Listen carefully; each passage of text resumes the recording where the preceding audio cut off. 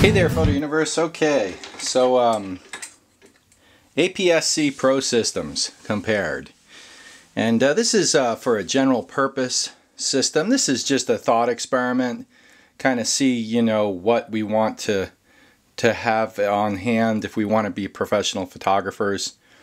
This is a general purpose system. I'm just throwing this out there. This is my ideas.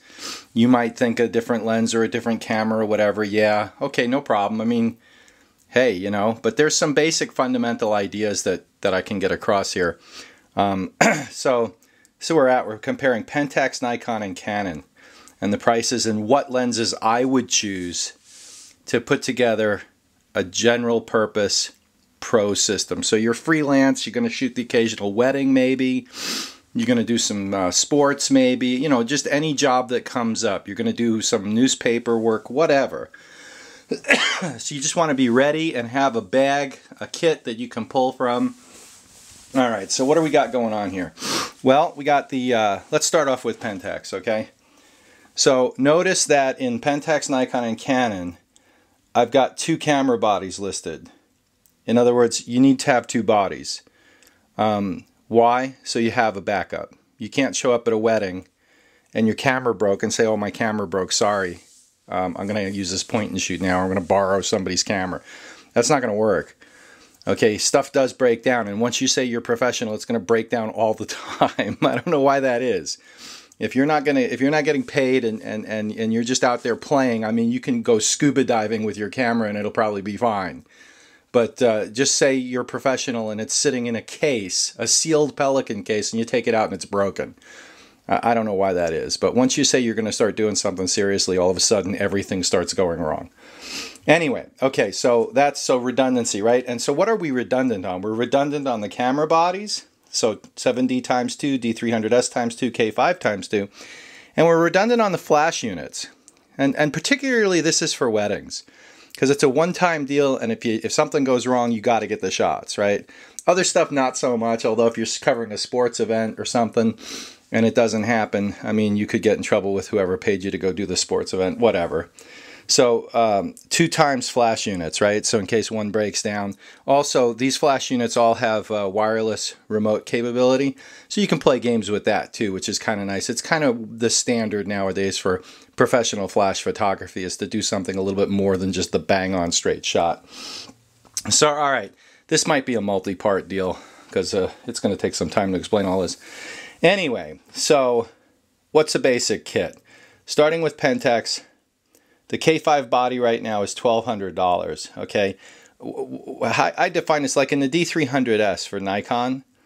Okay, I could have picked the D7000, but that's not really apples to apples, because the D7000, although it's Nikon's newest camera, it's not weather sealed, I don't think. And it doesn't take the professional Nikon accessories, particularly the cable release. Okay, you know, that kind of stuff. So you know, we're talking about professional level, or what do they call it now, prosumer, whatever that means. But the K5, the D300s, and the 7D are arguably the 3 APS-C Pro cameras right now. Okay, and I know Sony and whatever, but I don't go there. I don't know anything about them. So okay, so the K5 right now is running $1,200. 2 of those are going to set you back $2,400. All right, I like to have a fisheye. Okay, that's not really necessary. Neither is an ultra wide angle lens, but I just included it as the complete pro system, what I would want to have to be able to provide kind of what people are looking for today professionally. Okay, so in the Pentax, I'd choose the Sigma 10mm. That's $600. It's gotten great reviews. It actually tested a little bit better than the Nikon 10.5, which I thought was an awesome lens. Okay, so ultra wide angle, Pentax 12 to 24 f4, $700. Normal lens, Pentax 16 to 50 SDM 2.8, $800. And a telezoom, Tamron 70 to 200 2.8, $800. And in Pentax, all of these lenses, it has in-body stabilization, so all these lenses are stabilized. All these lenses have IS or VR, because the body has IS and VR built in. Okay. The Tamron also is a screw drive, and on the K5 it's very fast. Is it as fast as the Canon or the Nikon? I don't know. I mean, I've A/B'd them and I haven't really seen a difference.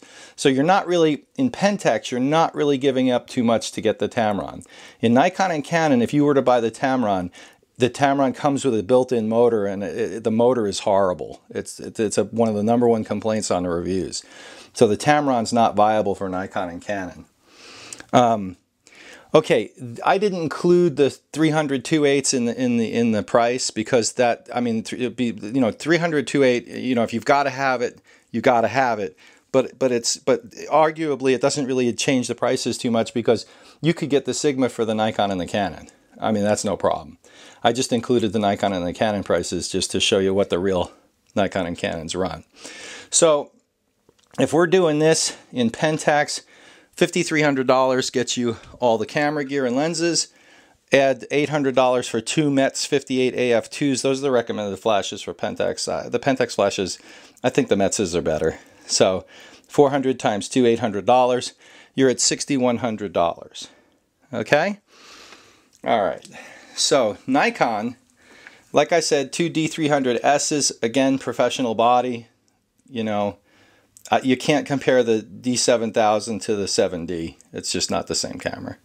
Frames per second aren't the same. You know, you can't compare the D7000 to the K5. It's just a different animal. So, I mean, that's arguable. I mean, obviously the D400S is coming out here pretty soon too, or D400 or whatever Nikon's got in there coming out. I guess, I don't know. I don't know anything about that. Anyway, 2 D300Ss will set you back $1,700, $3,400 for 2 of them. I'd go with the Nikon 10.5, nice lens. The Nikon 10-24, $820. The Nikon 17-55 AFS, $1,425. That's getting up there. The Nikon 70-200, although it's a great lens, it's 2,400 quid. Yeah, baby. Yeah, okay. So Nikon's going to set you back $87.45, and with the flash units, the SB910s are $550 a piece. That's $1,100 in just 2 flashes. So if you want to be a Nikon Pro, it's going to cost you almost 10 grand. All right, so that's kind of interesting. Yeah. $98.45. So Nikon's proud of their gear. It's good gear, don't get me wrong. There's nothing wrong with that setup.